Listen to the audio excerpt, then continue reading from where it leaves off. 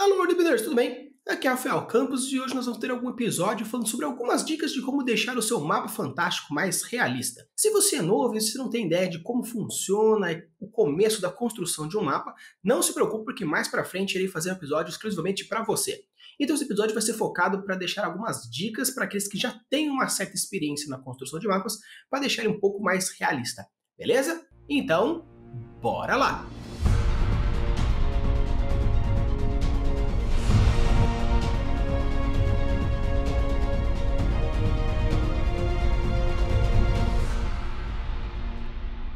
Então, pessoal, esse episódio ele foi baseado no canal chamado WASD20. É um canal onde fala especificamente de construção de mapas para RPG, fantásticos e criações de RPG no geral. Então, se você é bom no inglês e quer saber mais sobre essa construção, não deixe de ir no canal dele, eu vou deixar o canal no link da descrição. Vai lá, segue ele, porque é legal pra caramba. Então, bora lá para a primeira dica. Considerem desenhar em folhas quadriculadas ou com escalas, e se você for escolher um programa para fazer isso, também use escalas. É bom fazer isso porque, principalmente quando você for construir o seu mundo, você ter uma noção se você vai precisar fazer um shrink, ou seja, diminuir o seu mundo para conseguir expandir ele com todos os climas, ou se vai querer fazer um expand, onde você faz toda a construção de um mundo como um todo. Então é muito importante você ter essa construção dentro desse escalonamento, porque quando depois você for fazer a distância entre as cidades, as distâncias entre os biomas, você ter uma ligeira noção de distância, porque como já vai estar quadriculado, como já vai estar escalonado, você já pode fazer a correlação de quilômetros para centímetros dentro do seu mapa. Dica número 2, rios não se separam. Os rios não se separam. Basicamente, quando você vai ter a separação de um rio, ele não existe, porque quando você tem a separação, você diminui o fluxo de água, fazendo com que o volume dele diminua aos poucos, tendo uma certa quebra dele, não deixando ele tão realista. Então, basicamente, se você ver algum tipo de junção de rios, então estamos falando de afluentes, onde ele basicamente faz com que ele vá de um lado para o outro, para o corte principal, para o corpo principal. Basicamente, quando a gente fala de separação de rios, a gente encontra em momentos muito raros, como por exemplo em deltas.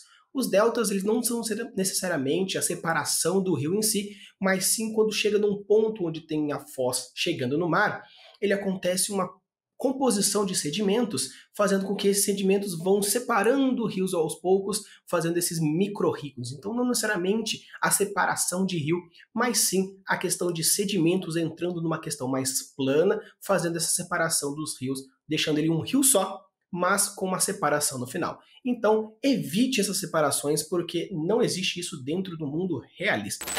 Dica número 3, lagos têm apenas um rio que o drena. Quando a gente fala de drenagem, nós estamos basicamente falando de tirar água de algum lugar. Quando a gente fala de drenagem, basicamente o lago ele está usando como fonte para que aquele rio saia e seja construído. Então, beleza, como o rio é uma quantidade de água constante, onde ele vai saindo de uma forma até que grande, bem volumosa, o lago não tem de onde encher. Então, se você precisa que esse lago ele tenha uma drenagem porque chega uma quantidade X de água, beleza, você pode fazer a tiragem dessa água por algum ponto. Um lençol freático, um rio, mas se você coloca muitos rios saindo de um lago, a não ser que você coloque vários rios aumentando aquele lago, dando aquela frequência, aquele aumento de água, aí beleza. Mas se você colocar 2, 3, 4, 5 rios onde tem essa drenagem desse lago, esse lago não tem volume suficiente de água para conseguir sustentar isso. Porém, se você quiser colocar um lago como a origem de um rio, aí beleza, porque como a origem do rio ele é pequenininho e vai aumentando juntamente com os afluentes, aí beleza, aí tranquilo, então tudo bem você deixar dessa forma. Porém, se você for utilizar de uma certa forma onde o rio ele está saindo de um lago, coloque apenas um ou de preferência nascendo, para que com isso você tenha uma certa quantidade de água e não quebre a influência daquele lago naquele rio, quebrando a suspensão da descrença dos seus jogadores e daqueles que vão estar vendo o seu mapa fantástico. Dica número 4, continuando com os rios, rios não quebram a lei da gravidade, ou seja, rios não sobem. Quando a gente fala de rios que sobem, normalmente as pessoas devem pensar, nossa, o rio deve estar subindo da cachoeira. Não necessariamente. Quando a gente fala de rios não quebrando a lei da gravidade, normalmente o rio ele desce. Ou seja, ele começa num ponto mais alto e vai para um ponto mais baixo. Começa numa montanha e desce até o mar, começa num planalto e desce para uma planície, porque ele precisa de velocidade e força para conseguir expandir a sua construção. Então, quando a gente coloca numa certa posição no seu mapa, pode até parecer um pouco óbvio na hora que você vai montar o seu rio dentro do seu mundo fantástico. Mas, quando você fala de construção do mapa, você precisa entender os desníveis do seu mapa para você entender aonde o rio começa, aonde o rio termina. Porque dependendo de onde ele começa, dependendo de onde ele termina, na hora que você vai construir os afluentes, vai parecer muito mais que o rio está sendo quebrado, está sendo separado, do que o rio colocando mais água naquele vindo dos afluentes.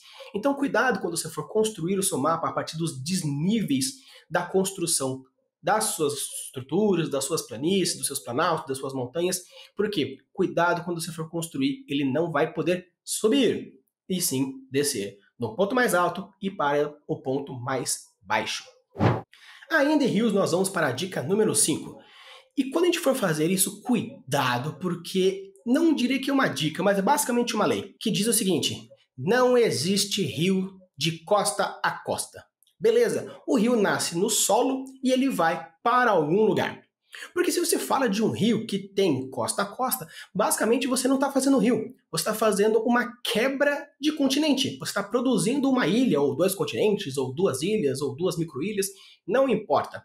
Quando você for construir o seu mapa, cuidado para não ter coisas onde começa de uma forma e termina no mar também, fazendo essa unificação. Então cuidado quando você for construir, porque dependendo da estrutura e da forma que você for colocar, não é um rio. Pode ser um canal, pode ser a junção de um mar com outro, pode até existir alguma estrutura de movimento como se fosse um rio, porque essa junção ela é mais curta, porém cuidado, porque rios são águas doces. Ou seja, ele nasce num continente e ele vai para o mar ou vai para um outro rio, não vai de costa a costa. Beleza? Regra número 6, evite rios retilíneos. Não estou falando basicamente para você não colocar, eu estou falando para você evitar. Porque os rios retilíneos eles acontecem de uma forma tão específica para que eles existam, que é muito mais fácil você então fazer rios meandrantes. Os rios meandrantes são aqueles rios tradicionais onde existe toda a curvatura do rio, fazendo chegar de um ponto para o outro. Porque como estamos falando de rios, a construção de rio de uma forma natural, o rio ele vai indo e vai seguindo caminhos aonde está mais fácil. Então ele é muito mais fácil ele fazendo as curvas nas planícies, fazendo as curvas nas pedras, e com isso vai construindo a formatura do rio, toda a estrutura do rio, até chegar num ponto mais curvilíneo. Então faça rios meandrantes que fazem toda uma curva até chegar lá. Um outro ponto bem legal que você pode trabalhar com rios é, caso você não queira rios tão meandrantes, rios tão curvilíneos, você pode fazer, por exemplo, rios entrelaçados, onde o rio liga no outro, que liga no outro, que liga no outro. Porque acontece de ter dois rios muito próximos, aonde acontece essa bifurcação. E quando a gente faz essa bifurcação, você está consumindo um rio de uma água para o outro, porém você está colocando água de volta nele. Então, sim, existem alguns casos na natureza, dentro do planeta Terra, que existem esses rios entrelaçados. Então é bem interessante você colocar eles também. Ou você também pode colocar também rio anastomatasos, que acontece quando existe um rio que ele é grande, acontecem uns sedimentos no meio do caminho, fazendo com que aconteça um pseudo-delta, onde ele tem um rio único, grande, porém existem essas quebradas dos rios, onde ele vai fazendo uma curva aqui, uma curva lá, porém ele vai construindo de uma certa forma, formando um rio único com certos sedimentos no meio do caminho, deixando ele um pouco mais tortuoso, porém um rio único. Então, quando você for pesquisar sobre alguns rios, procure algumas classificações, faça algumas pesquisas interessantes, porque assim você vai encontrar alguns formatos bem legais que você pode deixar não apenas incrível, porque os rios naturais também podem ser incríveis, mas com uma pitadinha de fantasia para deixar o seu mapa tinindo e legal pra caramba. Regra número 7, cuidado com montanhas solitárias. Eu sei que existe uma coisa romântica, uma coisa fantástica e mágica pra caramba, onde existe a construção de uma montanha gigantesca sozinha. Aí beleza, você pode até deixar ela fantástica de uma certa forma, porém, se você quer deixar o mapa um pouco mais realista, cuidado com montanhas solitárias. Porque quando a gente fala de formação de montanhas, estamos falando de choque de placas tectônicas, ou a formação onde existem duas placas duras, fazendo com que existam montanhas altas pontiagudas entre o choque de duas. A gente pode ter a montanha sendo construída a partir de uma placa forte, como a placa mole, fazendo a construção de um outro tipo de cordilheira. Então é interessante você imaginar, quando for construir as suas montanhas, construir de uma forma que faça conjunto de montanhas.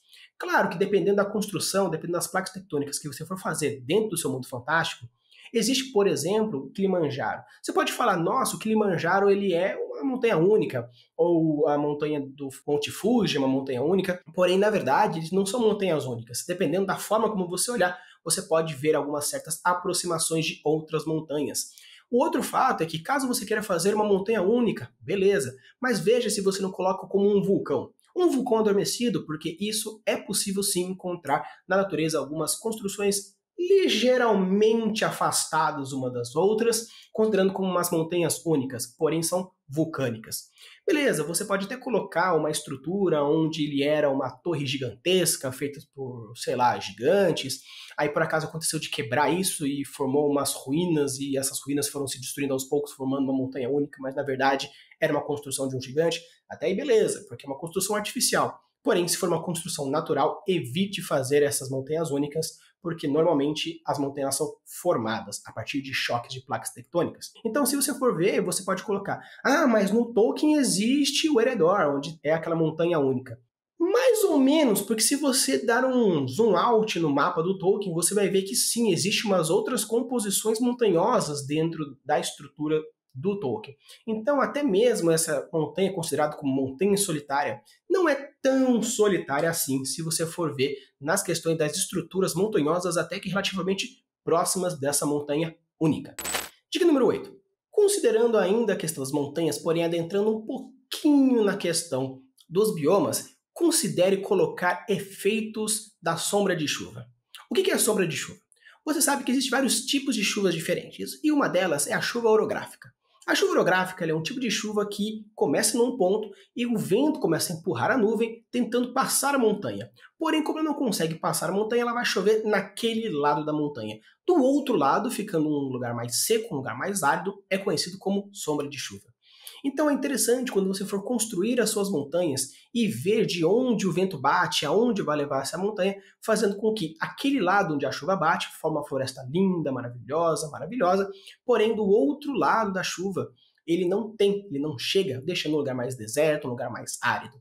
Existem sim alguns locais aqui no planeta Terra onde existe toda essa estrutura da sombra de chuva, como por exemplo a questão dos desertos dos Andes, aonde a chuva chega da floresta amazônica e não passa pelos Andes, fazendo com que aquele outro lado fique mais seco. Então existem vários outros pontos no planeta Terra onde você pode sim utilizar como referência. Joga no Google Maps, vai dando uma olhada na questão onde existem nuvens, aonde existem montanhas, aonde existem florestas, aonde existem desertos, e com isso você consegue estruturar uns formatos interessantes e entender melhor como vai funcionar aquela questão para você. Dica número 9. Considere os formatos das placas tectônicas do seu mundo fantástico. Por que eu estou colocando isso? Porque é muito legal se você, primeiramente, antes de construir o mapa propriamente dito, você estruturar as formas como vai ser as suas placas tectônicas e os movimentos que elas colocam, você vai conseguir estruturar muito melhor onde, por exemplo, pode acontecer formações montanhosas, formações de vulcão, separação de continentes, formação de ilhas. Então, às vezes, você tem alguma certa dúvida de que formato você pode colocar dentro do seu mundo fantástico. Então, você vendo um pouco da questão da tectônica de placas, você consegue estruturar o formato do seu planeta e as estruturas geológicas delas, estruturas geográficas delas, estruturas de biomas, de climas, fazendo com que você tenha essa movimentação. Caso você tenha algumas dúvidas, existem alguns programas, alguns sites bem legais que você pode testar isso. Um desses sites bem legais, por exemplo, é o Dijon.bin. Eu vou deixar na descrição do episódio esse site para você dar uma olhadinha e ver como ele é legal pra caramba. Ele é legal porque você pode estruturar a quantidade de água, a quantidade de terra, a formação estrutural, e ele vai dando algumas ideias randômicas para você, porque assim você consegue uns formatinhos bem legais. Então, se você quiser estruturar essa ideia, ela é bem interessante. Caso você queira fazer isso na raça, com seu conhecimento próprio e fazer isso, por exemplo, você pode usar algumas dicas encontradas no livro A Magical Society, A Guide to Mapping. Se você não manja de inglês, não tem problema, porque como é um PDF, onde esse PDF eu vou deixar na descrição do episódio também, e ele é bem legal porque ele estrutura todas essas ideias e com isso você pode ir construindo as suas tectônicas de placa, fazendo com que você consiga entender o formato melhor dos seus continentes, o formato melhor das suas ilhas, fazendo com que você crie mapas bem mais realistas e, obviamente, melhorando a suspensão da descrença dos seus jogadores, dos seus leitores, daqueles que vão usufruir do seu mapa fantástico. E a dica número 10 está diretamente ligada a essa questão, que é considere essas mesmas tectônicas de placas para o formato das suas cordilheiras. Então, quando você for estruturar os seus tectônicas de placas, lembre-se que o choque delas faz com que crie montanhas, crie cordilheiras, faça depressões tectônicas relacionadas, por exemplo, a vulcões, a depressões, a movimentos de marés. Então é bem legal você estruturar isso, porque fazendo dessa forma você deixa bem mais interessante e bem mais legal, e obviamente deixando bem fantástico e muito incrível para aqueles que vão ver o seu mapa fantástico. Dica número 11. Povoamentos, eles estão diretamente ligados à água. Então, quando você for colocar suas cidades dentro do seu mapa, tenha em mente que seres humanos precisam de água. Próximos de rios, próximo de florestas, próximos de fontes de água. Então, quando você for estruturar as suas cidades, as suas vilas, certifique-se de ter água relativamente bem próxima, porque uma cidade só pode nascer com água. Ela não nasce grande sem água.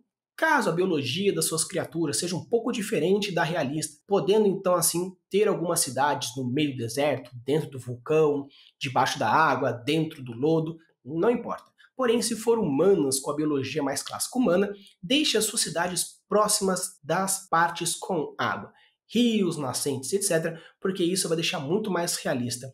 Caso aconteça de, por exemplo, você deixar alguma cidade longe, obviamente vai causar um certo estranhamento, porém, durante a história e durante o RPG ou aquelas questões, você pode colocar algumas observações falando sobre essa questão da água. Mas, se for no mapa tradicional, coloque as suas cidades primariamente próximas de rios, de fontes de água, porque assim vai deixar eles mais realistas e, obviamente, muito mais incríveis. Dica número 12. Cuidado com os locais onde você vai colocar os portos. Os portos são locais onde as pessoas chegam e atracam. Ou seja, é muito fácil de você colocar um ataque, é muito fácil de você ter uma invasão. Então os portos precisam ficar em lugares abrigados. Ou seja, na curva ou num lugar mais estreito, um local onde os nativos, por exemplo, consigam fazer manobras, porém os estrangeiros não. Porque se você deixa um lugar muito aberto, é muito fácil atacar, é muito fácil destruir. Obviamente, se você quiser colocar aquilo, você vai ter que talvez explicar um pouquinho depois o porquê daquela localização. Porém, se for uma questão mais realista, mais clássica, coloque os portos em umas posições onde fiquem mais abrigados, porque assim deixa eles mais realistas. Beleza? Cuidado com os portos, lugares abertos, não, lugares fechados, ok, beleza, ou locais de difícil acesso. Não impossíveis, mas um local que fique um pouco mais fácil de se proteger contra ataques inimigos. Dica número 13. Use o senso comum para a climatografia do seu mundo.